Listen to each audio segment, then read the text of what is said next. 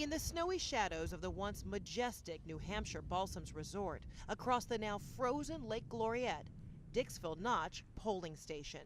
A brown cabin where some of the nation's first votes are cast for the presidential primaries and general election. At midnight. So voters come in here. Yes. And then what happens? Well, the voters come in.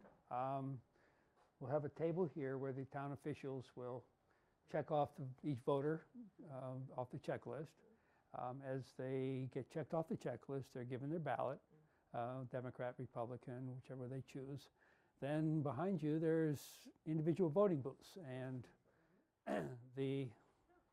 each voter will go into one of these voting booths. They will mark their ballot.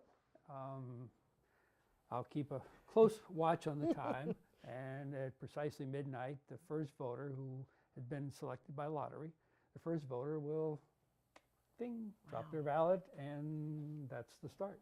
This is family tradition for Tom Tillotson. It's like a lot of things, what you grow up with, you kind of take it for granted. He grew up watching his father, Neil Tillotson, who for nearly 50 years cast the first ballot.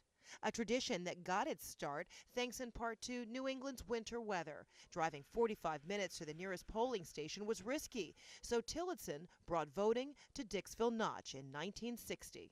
It was suggested to him that if you incorporated for the purposes of voting, you could actually do it right here. Tillotson's dad died in 2001 at the age of 102. Now his son manages the night.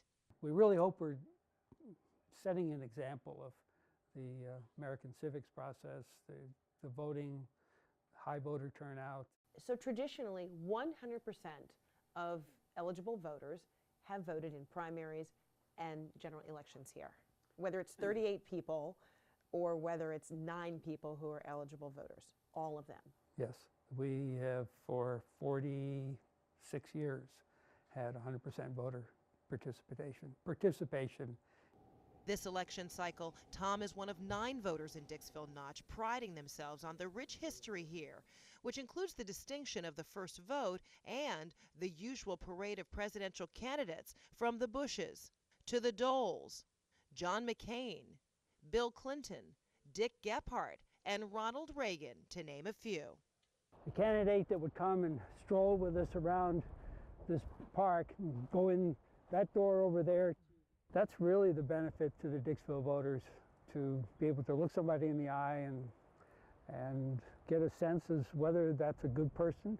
Everybody gets their 15 minutes of fame in their lifetime. And after 4 years, you're ready for another 15 minutes. You know, it's a privilege, and it's very exciting. It's sort of a privilege and a pleasure. New resident Les Otten is also thrilled about watching his vote tallied in this way and, as a developer, spearheading a massive resort renovation. Why is this so exciting? I know that when I vote, somebody's going to know and the people around me are going to know.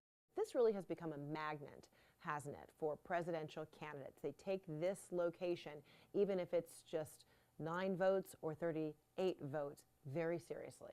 Look, our results are going to be plastered across the United States and all across the world at 1 minute after midnight. The only disappointment so far here? That more candidates didn't show up. John Kasich is the only one that's actually been on the property so far. Does he get the upper hand because he has had the face time here? Yeah, I think he made a lot of points with our small group up here, just by being here and being so down to earth. Andy Pearson has voted here 4 times. You know, I think if you were to look back, many of those primary and general elections, you could say as Dixville went, as did New Hampshire, so did the nation. So whether that's coincidence, you know, who knows? But you know, Dixville has had a fairly good track record in picking some winners. When the Balsams Resort fell on hard times, closing in 2011, the intense campaign trail attention also melted away.